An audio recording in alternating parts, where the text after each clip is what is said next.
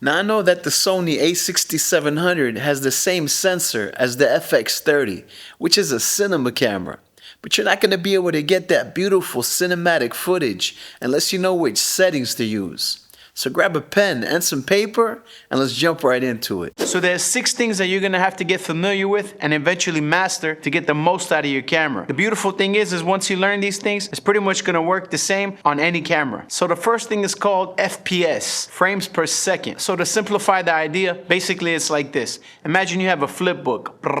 You know, the little flip animations when you were a kid, you flip it and the little stick figure moves around or whatever. So let's say it takes a second to flip. 24 FPS, it basically means you got 24 pages in that flip book. 30 FPS, 30 frames per second, that means you got 30 pages in that flip book. 60 FPS, 60 pages, 120 pages, etc. Most of the footage that you see and what people quote unquote call cinematic is going to be shot at 24 frames per second. So when you set your camera at 24 frames per second, it's going to give you natural looking motion blur, which is the closest to what we see with our eyes. Some people like to shoot at 30 frames per second, but it looks a little weird. It'll look like a soap opera or one of them old British movies you used to see on PBS when you were a kid. Doesn't look right. So 60 frames per second, 120 frames per second, that's going to be for slow motion. But for most normal footage, you're going to want to shoot at 24 frames per second. Whew, it's hot up in here.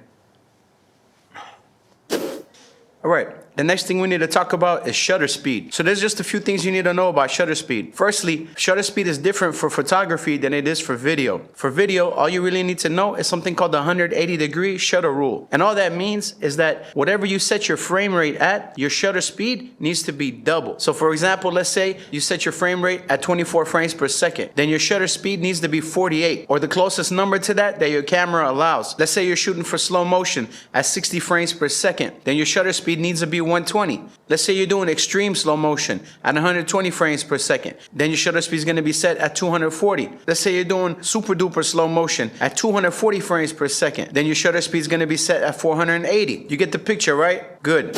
And the next thing we're going to talk about is white balance. So white balance is pretty simple. It has to do with something called color temperature. So let's say, for example, one of the light bulbs goes out in your house and you go to replace it. Once you get to the hardware store, you're going to notice that they have different color temperature of lights. So for instance, they're going to have some that are going to be daylight. They're going to have some that are going to be cool light. They're going to have some that are going to be tungsten. And all these different colors give off a different color cast. So adjusting the white balance allows you to change the dynamics of your camera so that it can adjust the colors depending on the type of light that you're using. So for instance, in the studio right now, I have the camera set at 5400 Kelvin and I have the light that I'm using also set at 5400 Kelvin. That way I make sure that they match. I like to start at 5400 Kelvin and then from there adjust up or down as I need. Now if you're in a place where you can't manipulate the light, you can't control the light, let's say you're shooting outdoors or something like that, then you can set your camera to auto white balance and let the camera do it for you. With this, you're gonna get mixed results. Sometimes it's pretty good, but personally, I like to have control over it myself and set it at a constant Kelvin temperature so I don't get any fluctuations. So that's your white balance. All right, so next we have aperture. So your aperture is basically the little hole in the front of your lens, and the lower the number, the wider open that it is. So for example, if your maximum aperture on your lens is 1.8, that means that when your aperture is set at 1.8, your lens is fully open. And if you start to set it higher than that, at f2 or f3 or f4, the blades on your lens, they start to close up. They start to get smaller. So the aperture is going to control how much light is coming into your lens and therefore hitting the sensor. So it's going to be part of the equation for you to set your exposure. I like to shoot wide open most of the time because it gives you that blurry background called shallow depth of field. But sometimes you don't want that. So what you're going to do is you're going to make your f-stop higher. So for example, let's say I'm trying to get what's called an establishing shot and I want to get the background in focus. And in that point, I have to set the aperture higher so that it doesn't blur out the background. Whew.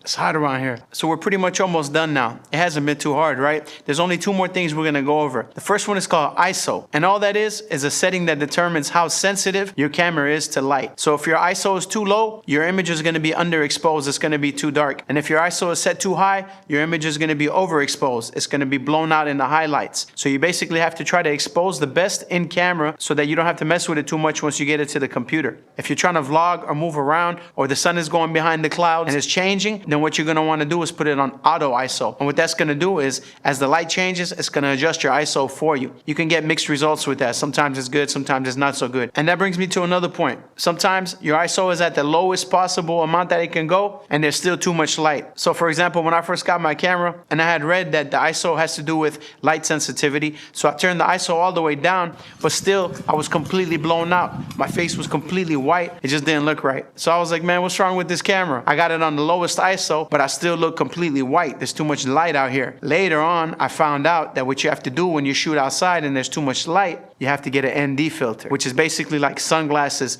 for your camera lens. So that's pretty much it, except for one last thing, which is your picture profile. You can set your picture profile to standard, and what that's gonna do is gonna give you a decent image straight out of the camera. You don't have to really mess with it. You can also use something called LUTs. LUTs are lookup tables. So it's like a preset. Once you apply it to your footage, it's gonna automatically give you a certain look. So there's all types of different creative LUTs that you can use that are gonna do an automatic color grade for you. I hope you learned something from that. If you did, please hit the like button. Also consider subscribing so you don't miss future videos. And if you're interested in picking up my LUT pack or my Lightroom profiles, you can get them for $15 off of my website, fullandcreative.com.